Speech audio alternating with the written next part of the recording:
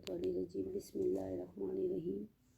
Welcome to PMDC online lecture room. I am lecturer Islamic study first year. طالبات السلام علیکم۔ ہمارے آج کے لیکچر میں ہم جن موضوعات کو زیر بحث لائیں گے وہ مندرجہ ذیل ہیں: مسلمان امت کا سیاسی زوال، اسباب اور مستقبل کی صورت گری، اسلامی حکومتیں اور ان کا تعارف، زوال کے اسباب، مستقبل کی پیش بیتی اور اسائنمنٹ۔ سب سے پہلے ہم مسلمان امت کا سیاسی زوال، اسباب اور مستقبل کی صورت گری دیکھتے ہیں۔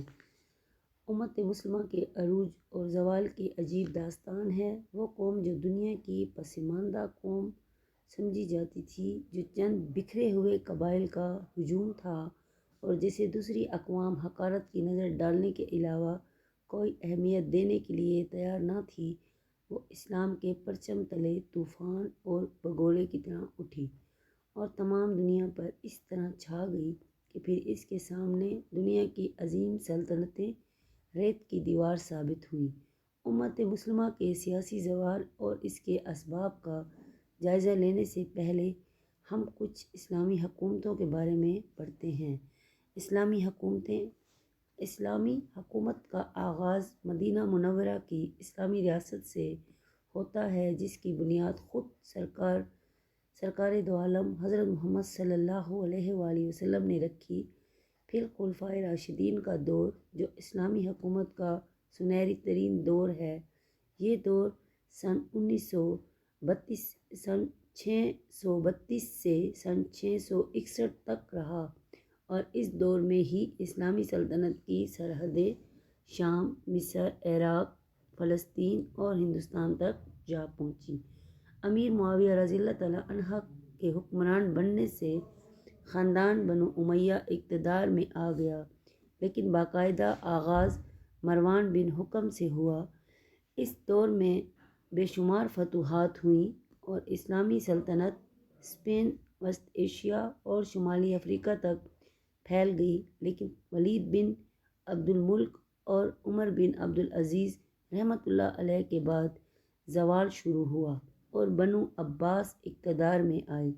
اس دور میں بھی فتوحات ہوئیں، خاص طور پہ قسطنطنیہ، موجودہ ترکی کے کچھ علاقے اور مزید کچھ رقبہ فتح ہوا، لیکن اس دور میں فتوحات سے زیادہ علم اور ادب، فنون و سائنس میں مسلمان اس کمال کو پہنچے کہ موجودہ سائنسی علوم و فنون کی بنیاد ثابت ہوئے۔ لیکن بعد میں یہی خاندان زوال کا شکار ہونے لگے اور بعد میں کمزور عباسی حکومت کے نام سے بہت سی الگ خلافتیں قائم ہوئیں، جیسے فاطمی خاندان، سلجوق خاندان وغیرہ۔ صلیبی جنگوں کے زمانے میں تو تفرقات اس قدر بڑھ گئے کہ بہت سی خود مختار حکومتیں بن گئیں، یعنی چھوٹے چھوٹے علاقوں کے گورنروں، حکمرانوں نے الگ الگ حکومتیں بنائیں۔ شمالی افریقہ میں یوسف بن تاشفین کی ایک الگ حکومت قائم ہوئی، وسط ایشیا میں تیمور لنگ کی حکومت بنی اور ترکی میں عثمانی خلافت تقریباً 600 سال قائم رہی۔ ہندوستان کے حکمران خاندانوں میں قابل ذکر خاندان غلامہ، تغلق، مغل، سوری اور لودھی خاندان ہیں۔ یہ دور تھا جب ہندوستان میں مغلوں کی حکومت اور ترکی کی عثمانی خلافت آہستہ آہستہ زوال کی طرف سفر کرنے لگی۔ فرد اپنی انفرادی اور قومی اجتماعی غلطیوں کی بنا پر زوال کا شکار ہوتی ہیں۔ اسلامی ریاست کے قیام سے لے کر 18ویں صدی عیسوی تک تو اسلامی سلطنت زوال کے بعد پھر سنبھلتی رہی، لیکن اس کے بعد اب تک سنبھلنے میں کامیاب نہ ہو سکی۔ مسلمان قوم میں کئی عظیم سلطنتیں اور حکومتیں، جن کے نام سے دنیا کانپتی تھی اور ان کے عروج اور عظمت کے سامنے سر جھکتا تھا، لیکن اب خود ہی امت پستی کے ایسے دندان میں پھنس گئی کہ باہر نکلنا مشکل ہو گیا۔ امت مسلمہ کے عروج و زوال کی اس داستان میں جہاں جرأت، جذبہ ایمانی، اصول پسندی اور اسلامی حمیت کی ایسی نادر مثالیں ملتی ہیں جو حیرت سے بھری ہوئی ہیں، جہاں خلیفہ وقت عمر رضی اللہ تعالیٰ عنہ ننگے پاؤں اونٹ کو تھام کر چلتا تھا اور اور غلام اونٹ پر سوار ہوتا، جہاں سعد رضی اللہ تعالیٰ عنہ بن ابی وقاص کا لشکر دریا کی طوفانی موجوں کی خاطر میں نہیں لاتا اور مدائن تک پہنچنے کے لیے گھوڑے دریا میں ڈال دیے جاتے تھے۔ اور یہی واقعات غداروں اور مفاد کی خاطر بک جانے والوں کی داستانیں ہیں، اور انہی داستانوں میں ہمارے سیاسی زوال کی اصل وجہ چھپی ہوئی ہے۔ کے اسباب، امت مسلمہ کے سیاسی زوال کے بہت سے اسباب ہیں، جیسا کہ نمبر 1، اسلامی ریاست اور حکومت کے اصل تصور سے انحراف۔ انحراف مینز انکار کرنا یا منہ موڑ لینا۔ اسلامی ریاست اور حکومت کا صحیح تصور یہ ہے کہ اقتدار اعلیٰ کا مالک صرف اور صرف اللہ تعالیٰ ہے اور انسان اس کا نائب ہے، اس لیے ہر شخص کو اللہ تعالیٰ اقتدار سے نوازے، اسے چاہے کہ زمین پر اللہ تعالیٰ کا نظام قائم کرے اور وہ خود بھی تقویٰ کے اسلامی معیار پر پورا اترتا ہو۔ مگر خلفائے راشدین کے بعد آنے والے مسلمان حکمرانوں اور خاندانوں میں ایسی شخصیات نظر آتی ہیں جو اس تصور پر پوری اتری۔ یہ تو قانون قدرت ہے کہ وہ قومیں زوال کا شکار ہوتی رہیں جو قدرت کے اصولوں سے انحراف کرتی رہیں۔ شخصی حکومت، اگر عظیم اسلامی حکومتوں اور سلطنتوں کا باقاعدہ جائزہ لیا جائے تو معلوم ہوتا ہے کہ زیادہ تر فرد واحد کو تمام اختیارات اور طاقت کا منبع تصور کیا گیا۔ فرد واحد کی حکومت نے کہیں تو نمرود اور فرعون کی بادشاہتوں کو جنم دیا اور کہیں کھوپڑیوں کے مینار بنے۔ امت مسلمہ کی بھی یہی بدقسمتی رہی کہ خلفائے راشدین کے بعد فرد واحد یا شخصی حکومتیں قائم رہیں۔ عیش پرستی، کسی قوم کی بقا اور ترقی ہمیشہ سخت کوشی کا نتیجہ رہی ہے۔ آج چین اور جاپان اس کی زندہ مثالیں ہیں۔ سخت کوشی، جاں فشانی اور انتھک قومیں ہر طوفان میں سرخ روح ہو کے نکلتی ہیں۔ اسلامی سلطنت کے سیاسی زوال کا ایک سبب مسلمان حکمرانوں کی عیش پرستی اور تن آسانی بھی ہے۔ بنو امیہ ہوں، بنو عباس ہوں، عثمانی ہوں یا مغل ہوں، اسلامی سلطنتیں جہاں ان کا جائزہ لیتے ہیں تو ان کی یہی بات کھلتی ہے، اور ان کے عروج کا سبب ان کی سخت کوشی ہی تھا۔ اس کے بعد خود مختار ریاستیں، بدقسمتی سے کوئی بھی اسلامی ریاست اپنے قیام کے بعد زیادہ عرصہ یکجا اور متحد نہ رہی۔ مقامی حکمرانوں، گورنروں نے مرکز سے کسی حد تک علیحدگی اختیار کرتے ہوئے اپنی خود مختار ریاستیں قائم کر لیں۔ ان اسلامی ریاستوں کی کمزوری ہونے کا اصل سبب یہی تھا بلکہ عباسی دور میں عیسائیوں اور ترکیوں نے مغل سلطنت میں انگریزوں نے اسی سے بے پناہ فائدہ اٹھایا اور ان کمزور حکومتوں کو زوال کا منہ دیکھنا پڑا۔ باہمی چکلش، مسلمان حکمرانوں کی آپس میں باہمی بحث نے بھی امت مسلمہ کے سیاسی زوال کی راہ ہموار کی۔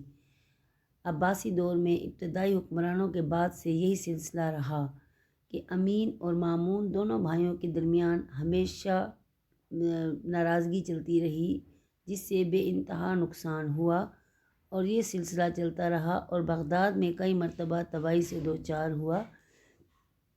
اسی طرح مسلمانوں کی آپس کی ہر وقت کے مسئلے مسائل نے بہت تباہیاں دکھائیں۔ جانشینی کا غیر شرعی نظام، ماضی کی عظیم اسلامی سلطنتوں میں بادشاہت کا موروثی نظام خلفائے راشدین کے بعد سے شروع ہوا۔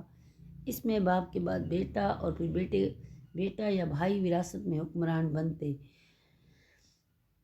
کبھی تو یہ نظام کسی رکاوٹ کے بغیر چلتا اور کبھی اقتدار کے ہوس میں بھائی نے بھائی کو قتل کر دیا۔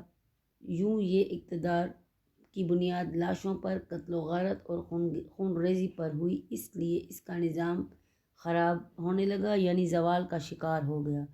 جاسوسی کا نظام اور انتظامی مسائل، سلطنت میں جاسوسی کا منظم اور مضبوط نظام نہ صرف دشمنوں کی سرگرمیوں سے باخبر رکھتا ہے بلکہ انتظامی مامور میں بھی معاون ثابت ہوتا ہے۔ دوسری اقوام نے مسلمان کو کمزور کرنے کے لیے اس طرح کے ہتھ کنڈوں کا طریقہ اختیار کیا۔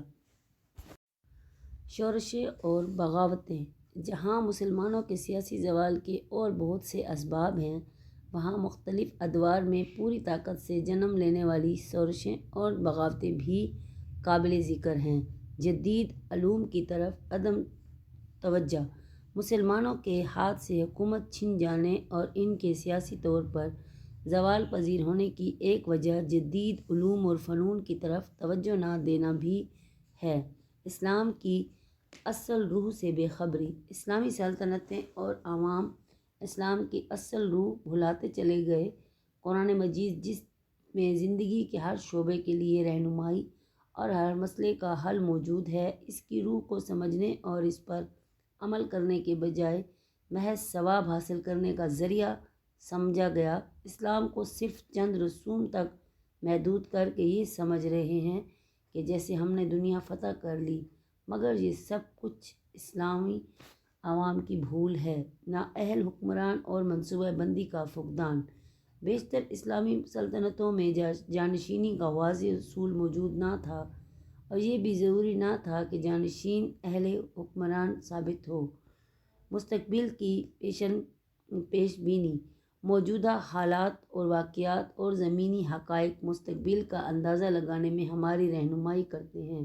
اگرچہ ظاہری طور پر یوں محسوس ہوتا تھا کہ امت مسلمہ زوال کی اس حد کو پہنچ چکی ہے کہ شاید اس کے لیے دوبارہ حکومت، سیاست و قیادت کا اصول اور عروج ایک خوش کن خواب کے سوا کچھ نہ رہو، لیکن اگر ہم موجودہ حالات کا باقاعدہ جائزہ لیں تو دنیا کی بدلتی ہوئی سیاسی صورتحال دیکھیں تو یہ معلوم ہوتا ہے کہ آج مسلمان ممالک میں بھی شعوری اور بیداری کی یہ لہر اٹھ چکی ہے۔ اس لیکچر کے حوالے سے کچھ اسائنمنٹ حل کریں۔ سوال نمبر 1، اسلامی حکومتوں کا آغاز کہاں سے ہوا؟ سوال نمبر 2، زوال کے اسباب کی وضاحت کریں۔ شکریہ۔